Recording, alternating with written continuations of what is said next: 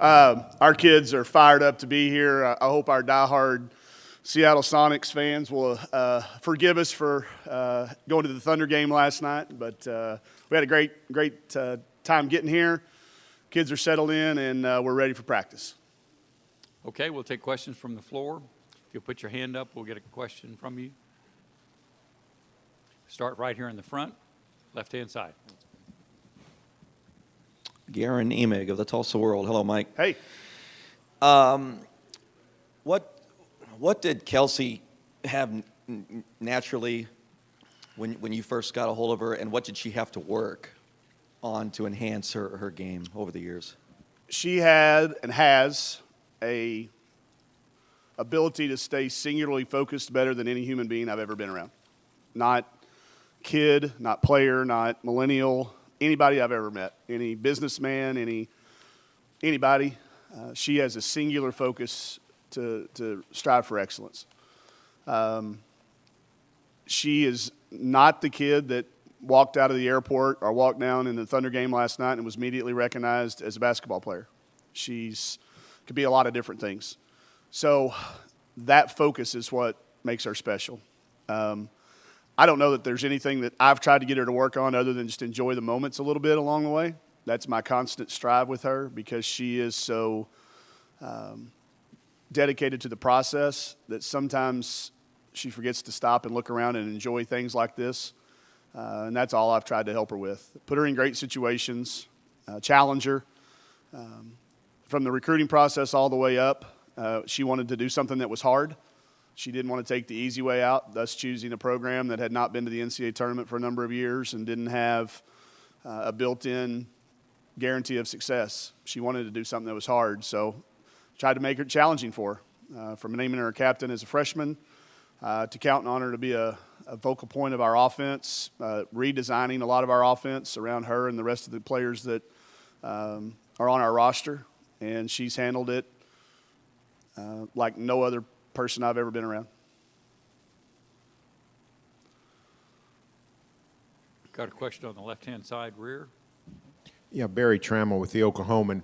The UConn's dominance in recent years, a lot of people have said has been good for the game, brought a lot of spotlight to women's basketball. Is it starting to be a negative that it seems like everybody's playing for second? Do we need more parity in the game? Do we need somebody to win the national title besides Connecticut? I don't think so. I think what they've done is the reason that you're starting to see some parity. Maybe not winning it, but we had three unique teams last year in the Final Four, us being one of them, Oregon State and Syracuse. Those were three new teams. And I know for a fact that we use what UConn does as a model, the way they approach the game, the way they prepare. He's got great players, but they also outwork a lot of people. He gets great talent to work hard, and that's why the combination is so unbeatable right now is because he's got both of those going. They have both of them going. I think a lot of us are getting there. I think now kids see that it can't just be talent and it can't just be hard work. It's got to be a combination of those two things. And I think you have seen. You've got more teams talked about this year. And I think it's great. I think we should all embrace it. And if we spend 1 second worrying about it being negative, then we're just adding to that argument that it is. And I don't believe that it is a negative. I think it's great for our sport. I think it's brought a lot of attention. And anybody that wants to dismiss it, I just don't think is paying enough attention.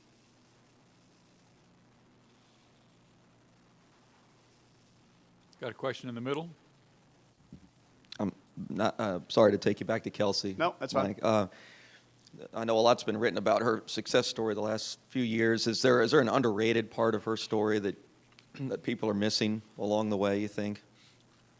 Just that she is a great teammate. I think I've been there every step of the way with her. She hasn't missed one interview question. She hasn't put one negative thing on social media. She hasn't provided bulletin board locker room material for an opponent. She's humble. And the records, she only wanted the records to occur if we were winning and our program was winning and our team was winning. And that's genuine. There's not 1 ounce of fakeness in her. She is very genuine. And I think a lot of times when you are chasing those records and you're under the spotlight, that can get undervalued. but she is a tremendous teammate and has been, a star in her role since the second she stepped on our campus. Follow up, if you Yeah, don't mind. And sure. in that sense, has her personality changed much? Yeah, a little.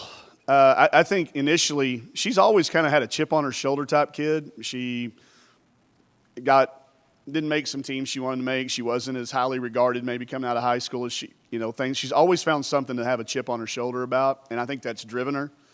And I think over time that chip has gone away to just now strive to just for excellence. Don't worry about outcomes.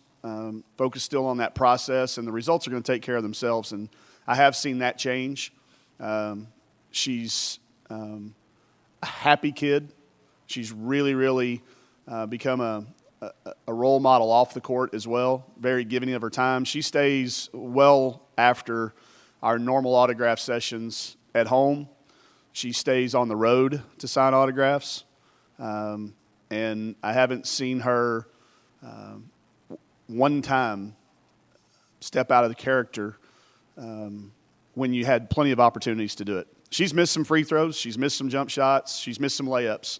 But she has not missed one chance to take a selfie with a 10-year-old or an 80-year-old. She has really, really been given up plenty of opportunities to do it, and she has not. Question on the rear. Yeah, a few minutes ago, Vic was comparing your offense and the way you use your personnel to the Rockets and James Harden spreading the floor and kicking out to shooters. Is that something that have you adopted your style from other coaches or other levels, or is this just a natural progression of what you got with your personnel? It's I obviously watch a lot of sports at any level, FIBA, college, high school, and I'm constantly doodling plays. And we picked stuff up from Harden. There was some social media people that did a side-by-side comparison of Harden and Kelsey. So obviously you start looking at some of those things. I use a lot of Stockton and Malone. Those were kind of my two guys growing up. I loved watching Stockton and Malone. And, Chantel is very Malone-ish, and I think Kelsey at times could be Stockton-ish. So we got a few of our sets, little actions, the way we space. From the Rockets specifically, also a lot from the Clippers. The best play we run I got from the Portugal team in the FIBAs a few years ago. And then you just kind of tinker around with it in practice. Anybody that's been to our practices knows that we like to tinker a little bit and find things, and those do come from that area. And he knows. Obviously Vic and I are very, very close friends, and I spent 3 days in Starkville last summer talking about offense. And so there's no secrets. He knows exactly what we're going to do, and not even know what, but how we're going to do it. Further questions for Coach? Got a question in the middle? How have you seen Collier and her game perhaps evolve and get to this point at this season?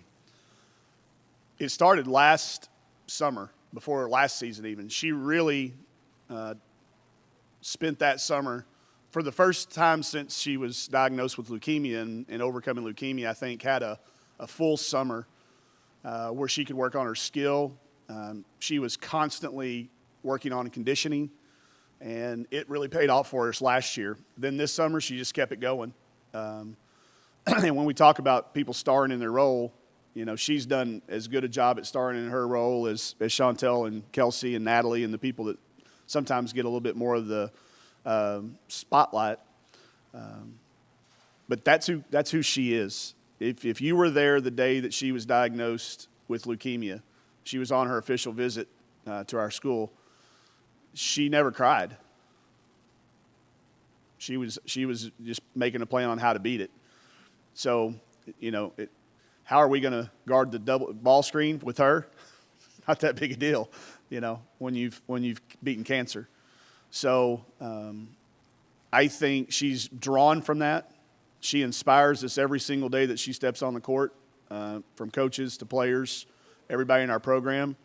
And I think, this year what you've seen is you have to guard her as well, because she's going to make 15-foot jump shots. She's going to make every lay-in that Chantel throws her, so she can score on top of the things that she's been doing in the past in screening and defense. She's continued to add to her game just as much as the other players have.